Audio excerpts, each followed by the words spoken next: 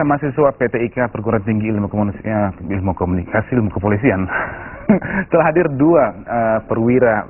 Pertama di samping saya yaitu ada Ajun Komisaris Polisi M. Arsal dan juga Ajun Komisaris Polisi Robert. Selamat pagi, terima kasih mau hadir Selamat pagi. Polisi. Ya, dan juga pertama harus saya sampaikan ke Pak Robert, ini selamat atas ulang tahun ketiga pernikahannya. Pas hari ini tanggal 8 Februari 2006. Betul. Ibu nonton dong mestinya. Mudah-mudahan ya. Selamat ya, sekali lagi selamat. Terima kasih, Pak. Oke, mahasiswa PTIK, ya Iya. tentu semangat belajar tinggi, ya kan. Nah, ingin saya tanyakan pertama kali pada saat masuklah Iya. ke PTIK itu, apakah memang keharusan? Apakah memang harus jenjangnya itu harus lewat situ, atau mungkin ada pilihan? Kalau kita berpikir karir. Jadi tentu kita akan berpikir bahwa karir kita ke depan harus seperti apa. PTIK ini sesuai dengan aturan memang di dalam Undang-Undang Kepolisian pasal 38 sendiri itu menyatakan bahwa ada sebuah pembinaan karir. Jadi setelah dari Akpol, untuk yang dari Akpol, nanti jenjang karir berikutnya itu untuk masuk PTIK. Ini untuk masa depan ke depannya ya. Karena kita ketahui kalau seandainya kita tidak mengikuti jenjang PTIK ini, nanti pada waktu kita naik ke kompolnya itu ada masa tenggang waktu yang terbatas. Yang kalau kita ini bisa jadi 11 tahun, tanpa masuk pendidikan itu bisa jadi 13 tahun. Tapi pun, kalaupun tidak masuk PTIK, memang ada yang namanya selapa. Itu bisa diambil untuk tetap bisa mengikuti rule. Cuman, kalau selapa mungkin sifatnya tidak keluar sebagai S1 ya, tapi kalau dengan kita masuk PTIK ini Setara dengan S1. setara dengan S1. Setara dengan S1, tapi ini lanjutan dari Akpol sendiri karena Akpol ini kan D3. Jadi kita tinggal melanjutkan kurang lebih 68 SKS. 68 SKS. Dalam kurun waktu berapa lama itu? 18 bulan. 13 bulan di dalamnya. Karena ada pola PPJJ namanya. Itu sebelum kuliahnya ya? Iya. Sebelum kuliah dimulai itu berarti ada sekitar berapa, 6 bulan ya? Untuk lapangan di luar 3 bulan. 3 bulan. Iya. Oke, nah kalau Mas Robert itu yang sudah pengalaman sekolahnya udah bisa bilang kemana-mana ya, ke AU juga pernah, kuliah juga pernah ya kan. Nah, akhirnya menetap di Akpol dan sekarang masuk PTIK. Pada saat masuk PTIK itu sama nggak perasaan seperti pada saat masuk Akpol dulu? Kalau masalah perasaan memang ada beda ya, karena waktu kita masuk ke Akpol kan memang suatu proses pembentukan ya. Jadi disitulah proses pembentukan saya jadi polisi kan begitu. Kalau di PTIK ini kan suatu lembaga di mana saya bisa untuk mengembangkan diri. Jadi apa? Jadi dari apa yang sudah saya dapat di Akpol dulu secara akademis maupun pengalaman saya dinas di lapangan, untuk ke tahap selanjutnya seperti yang tadi disampaikan oleh Arsal, saya kan perlu pengalaman banyak, perlu mendalami lagi, perlu bekal lagi. Nah, itu yang saya dapatkan di PTIK. Jadi kalau masalah perasaan ya ada perbedaan memang. Lebih matang mungkin. Ya. Kan?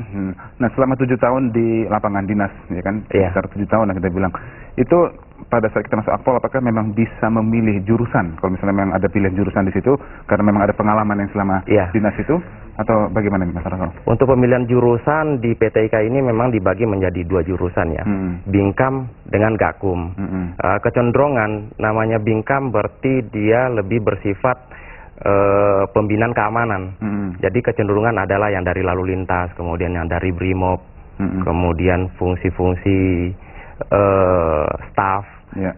Bisa kita katakan ini polisi berseragam. Ya, sedangkan Gakum ini condong kepada polisi tidak berseragam, ya seperti reserse, ya intelijen, ya kira-kira semacam itu. Nah, tentu sudah ditentukan dong ya pada saat dinas itu kita kira mau kemana, dan pada saat masuk ke PTIK itu akan ditempatkan di mana itu sesuai dengan keinginan dan prestasi. Iya. Selain karena keinginan, dalam artian keinginan ini kan juga diikuti dengan kemampuan ya Mas. Nah, dari kemampuan ini kan juga ada penilaian. Juga mungkin yang kondisinya saat ini lebih dititik beratkan pada kebutuhan sendiri sebetulnya. Jadi kan memang di wilayah terutama itu kan kebutuhan untuk mengisi pos-pos tertentu itu kan berbeda-beda di tiap wilayah. Nah, itu juga mungkin yang jadi faktor yang menentukan jurusan kita kemana untuk mengabdi ini. Ini makin lama makin serius pembicaraan, kita harus bikin lebih santai lagi nih.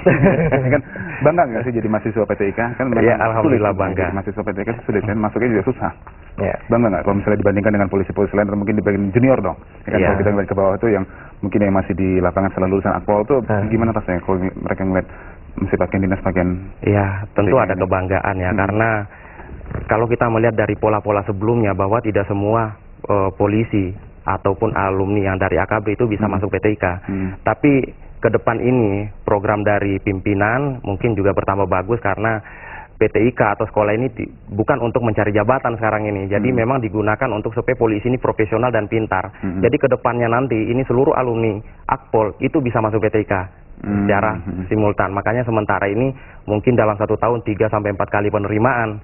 Tapi nanti untuk mulai tahun 2007-2008 ini sudah perangkatan yang dari Akpol lulusan mulai tahun 2001 itu secara seluruhnya bisa masuk. Iya. Ini bisa lulusan terbaik nih kalau ngomong gini terus kalau dari gubernur. Mas Robert, dalam menjalankan tugas sebagai mahasiswa, kan kita tiap hari belajar. Begitu banyak yang harus dipelajari, apakah itu mengenai hukum, apakah itu undang-undang, apakah itu mengenai taktik, teknis segala macam ya. Nah, itu beban yang dirasakan tuh bagaimana? Kalau sebagai mahasiswa sama nggak mungkin dengan mahasiswa yang ngambil kuliah umum S1 ataupun S2 lah mungkin. Nah, pernah nggak merasa membandingkan gitu? Kebetulan karena dulu saya pernah kuliah ya. Memang ada perbedaan. Ada dalam artian bukan juga jadi beban. Mungkin pada awalnya mungkin jadi beban. Yang jelas yang agak berbeda itu bahwa kita ini kan terikat dengan waktu. Karena ini pendidikan dinas, jadi kan ada waktu. Kalau di perguruan tinggi umum waktu ada, tapi kan tidak mengikat. Nah, kalau kita ini kan straight ya, terikat. Jadi semua sudah terprogram semuanya. Jadi kita dituntut untuk bisa mengatur waktu itu supaya kita bisa penuhin apa yang jadi tuntutan buat kita, baik itu terutama dari segi akademis dalam waktu yang terbatas. Sudah ditentukan itu. Ya. Dan kalau dulu Star, kira-kira targetnya apa nih? Targetnya kembali nggak ke pos awal? Oh enggak, ya, kan? Enggak. Itu nanti kan sesuai dengan kebutuhan pos-pos. Jadi nanti dari pimpinan tentunya akan menentukan. Nanti juga tentu dari personil akan membagi penempatan nanti per Polda lagi, Mas. Kemudian nanti di Polda lagi itu ditentukan ya sesuai dengan kebutuhan dan pimpinan akan melihat kemampuan kita di mana. Ya, menarik. Oke. Pemirsa, sangat menarik yang kita bisa lihat dari bagaimana kehidupan mereka sehari-hari sebagai mahasiswa kepolisian. Apakah mereka bisa madol juga atau cabut istilahnya sama seperti anak-anak kuliah lainnya? Kita akan tanyakan setelah pariwara yang satu ini. Dan juga jangan lupa SMS sudah menanti Anda dengan hadiah Rp500.000 jika Anda benar menjawab pertanyaan apa topik Minat Live to hari ini, hari Rabu tanggal 8 Februari 2006. Di handphone ketik dulu MDL dan pilih jawabannya A, B ataupun C, dan lewat SMS kirim nomor 3944. Jangan kemana-mana, Minat Live akan kembali.